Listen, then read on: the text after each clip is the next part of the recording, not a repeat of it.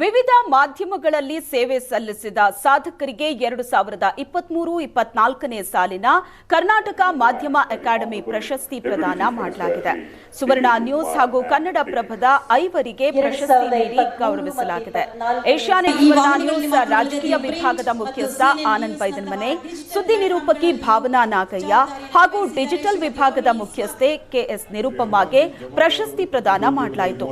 Asianet ಸುವರ್ಣ news ವರದಿಗಾರ Nandish Mallenahalli ಹಾಗೂ ಕನ್ನಡಪ್ರಭ ಹುಬ್ಬಳ್ಳಿ ವರದಿಗಾರ ಶಿವಾನಂದ ಗೊಂಬಿ ಅವರ ವಿಶೇಷ ವರದಿಗೆ ಮೈಸೂರು ದಿಗಂತ ದತ್ತಿ ಪ್ರಶಸ್ತಿ ನೀಡಿ ಗೌರವಿಸಲಾಯಿತು.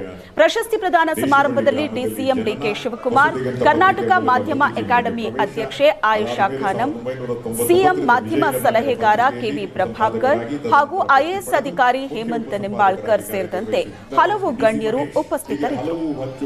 10 ಸಾಮಾಜಿಕ ಕಾಳಜಿಯ ವಿಷಯಗಳ ಕುರಿತು ಶ್ರೀ ನಂದೀಶ್ ಮಲ್ಲೇನಹಳ್ಳಿ ವರದಿ ಮಾಡಿದ್ದಾರೆ.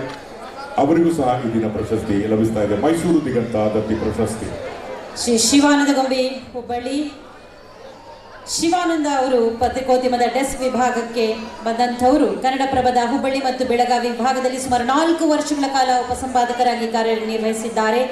ಇದಾದ ಮೇಲೆ ಡಾಕ್ಟರ್ BR ಅಂಬೇಡ್ಕರ್ ಮೂಕನಾಯಕ ಪ್ರಶಸ್ತಿ 2023, ಶ್ರೀಮತಿ ಕೆ ಲೀಲಾ ಕಲಬುರಗಿ.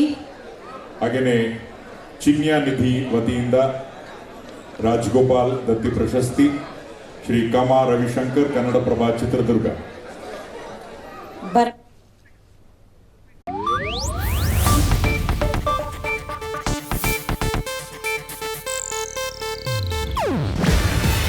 ಇದು ಏಷ್ಯಾನೆಟ್ ನ್ಯೂಸ್ ನೆಟ್ವರ್ಕ್ ಪ್ರಸ್ತುತಿ. ನೀವು ನೋಡ್ತಿದ್ದೀರಾ ಏಷ್ಯಾನೆಟ್ ಸುವರ್ಣ ನ್ಯೂಸ್.